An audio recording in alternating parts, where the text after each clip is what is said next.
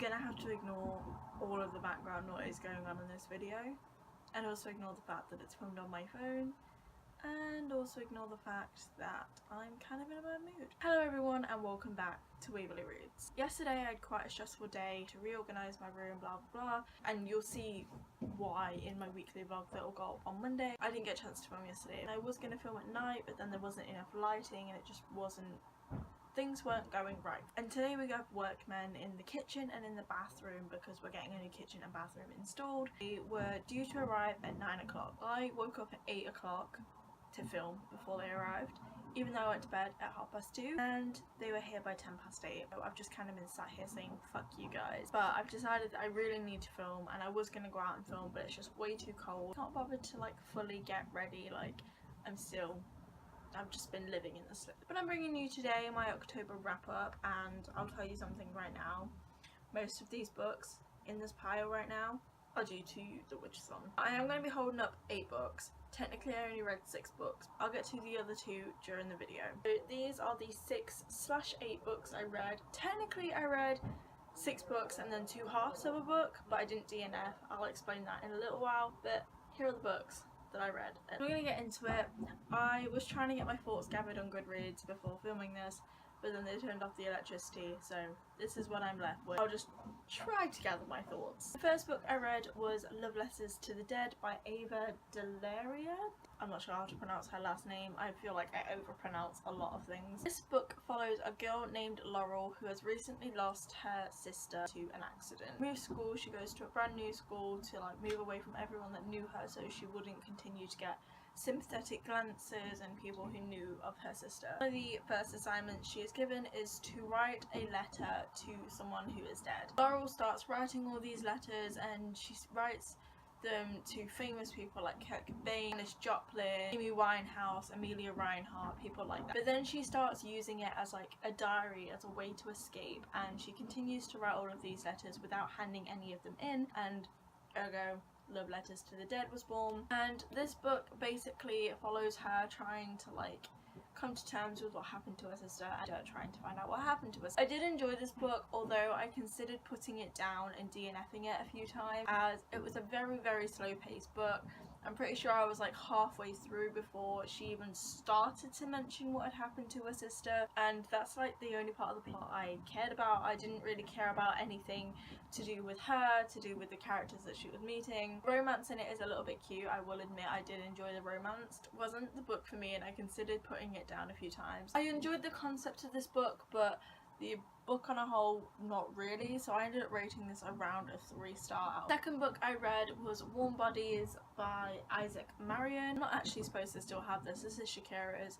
I just kind of forgot I had it until I watched their wrap up yesterday, and I was like, oh yeah, I still had that. Sorry Shakira, I still have your book. So this follows a zombie named R. Can't remember his actual name from his human life. Very self-aware and very observant of his surroundings, married, his conversations, blah blah blah. Basically he's a zombie, but a human zombie, has morals and stuff. Who then meets this girl named Julie, who is a human. Whilst he's out hunting, he eats her boyfriend's brains and therefore falls in love with her, which, if you ask me, isn't a true love story. Like, the only reason he loves her and didn't eat her is because he ate her boyfriend's brains. Romance story following are like turning back into a human, more and more humane as the book progresses. I enjoyed this book quite a bit. It was very enjoyable. It made me laugh, and it was just, R is such a witty character. I liked it, but obviously the reason I picked this up is because I love the movie, and I have to say I do prefer the movie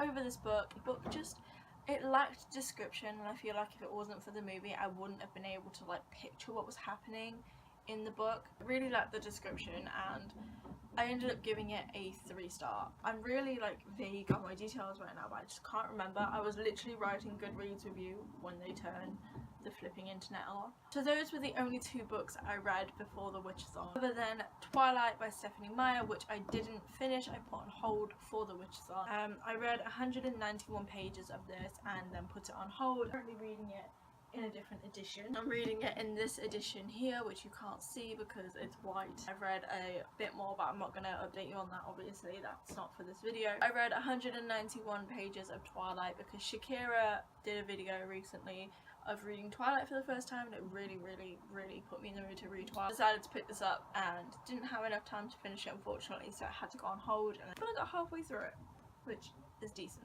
I was rudely interrupted, so the camera angle has probably changed. I'm just going to move on because I can't remember where I got to. The first book I read in the Witchathon was Because You Love to Hate Me, edited by Mary. This is 13 Tales of Villainy. It's 13 different short stories by 13 different authors writing a story of how a normal regular person became a villain. Those were given prompts by booktubers. I've gone into a lot more detail on my Goodreads, but I will tell you my favourite, my least favourite, and my overall rating. So my favourite was The Sea Witch by Marissa Meyer. Least favourite story was, I can't remember the name of it, Beautiful Venom by Cindy Pon. It's about Medusa in a way, but I want to give a trigger warning for that short story of rape because it's very apparent and there is victim blaming and shaming. Enough said, that's why I didn't like it. Overall thoughts, I really enjoyed this book. There was only 2 stories that I didn't like. The other story I haven't mentioned wasn't to do with the story at all. I kind of really liked the story. Just couldn't agree with the text layout. The story was told in text and I didn't like it. So that was my second least favourite. Overall, I really did like this book. I think I gave it a 3.5 star. And I really liked. Again, go to my Goodreads review if you want to see more in-depth thoughts, but yes. This book I read was Ghostly Tales and Sinister Stories of Old Edinburgh by Alan J. Wilson, Des Brogan and Frank McGrail. I just kind of really didn't like this book. I didn't agree with this book. Scotland has this very high rep of being a very haunted, very spooky, very scary place, and these stories I just feel didn't live up to that rep. Expecting to get scared during this book, as I was also reading it only by candlelight, like in the dark with a candle. That just didn't happen. Some of the stories were like this big, like 3 sentences long, and then like the longest I think I read was like 5 pages. The average story was maybe like a paragraph big, so like this big on the page. I can't say any really stuck out to me. They've written in a Scottish accent and it just really bugged me because if you don't know how something is pronounced in Scottish, then you're gonna struggle to read this. It's just not a good time. Don't write in an accent. It's not needed. 2 stars. Because it's not a bad book, it just definitely wasn't the book for me. The next book I read in the Witchathon and in the month of October was Girl of Nightmares by Kendra Blake. I've read this before, just a reread for me. I went as Anna Caller for Halloween. I have a tutorial if you want to see that as well. It'll be somewhere on my channel. I don't know if I can be bothered to link it. This is the sequel to Anna Dressed in Blood, so I can't tell you too much about what it's about other than it's about a boy named Cass who is a ghost hunter and he is trying to find Anna after the events of the last book. Ends up travelling to Scotland, which I should have used this as my Scottish book because I love this book. Going through a suicide forest and going into the underworld. Very creepy book. I love this book and Anna Dressed in Blood so much. I do prefer Anna Dressed in Blood, but I really like this one. Initial thoughts on this book were that it was amazing and very action-packed.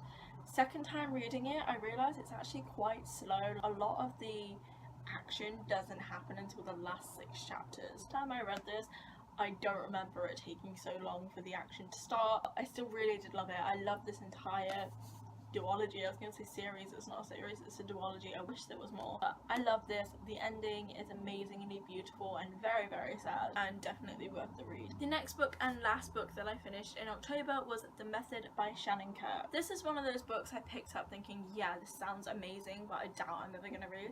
And I got around to reading it because the challenge was to read a spooky thriller, and this definitely came through. So much on the spooky aspect, but definitely on the thriller aspect. So this book follows a girl whose name I'm not going to mention because it's kind of a spoiler. Who'd have thought a name would be a spoiler? It follows a girl who has been kidnapped simply because she is a teenage pregnant girl. She's 16, she's pregnant. Her family have just found out she's like 7-8 months pregnant, just told her family. Her boyfriend's really supportive, her family are now supportive. It can be finding out that, hey, my daughter's having a kid in 2 months. She gets kidnapped by this guy and gets locked away, and I keep going to say her name. This girl's voice is very twisted. They have messed with the wrong bitch. They don't know what's hit them. She must have like an OCD tendency where she takes literally everything in. She takes in every single tiny detail, and they, like I said, they are messing with the wrong bitch. The entire book is her plotting their demise and plotting how she's going to escape. Wow, this book is very dark, very twisted, very worth the read. I would definitely say go read this book. I'm not a thriller person and I loved this book through and through.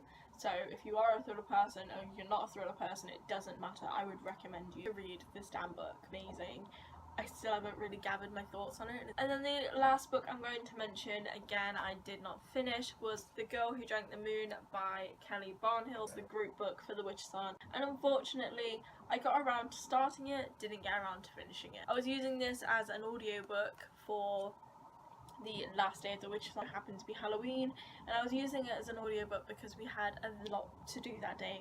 We had to go shopping, we had to clean, we had to decorate, and we had to get ready, and then we had the actual party. I used an audiobook to get through this, and I only got to chapter 29, page 240, because I had a bit of a mishap with the audiobook. Chapter 29 is the last chapter I remember them mentioning. I'm not sure if they actually got a bit further than that, but when I was like fully paying attention they said chapter 3 and I got very confused, so I got off and I gave up.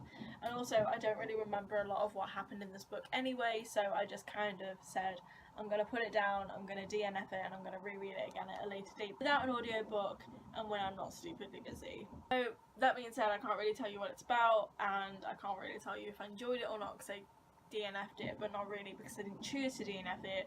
It just didn't take any of it in, so I'm going to reread it at a later date. So those were the 6/8 books-ish that I got through in the month of October.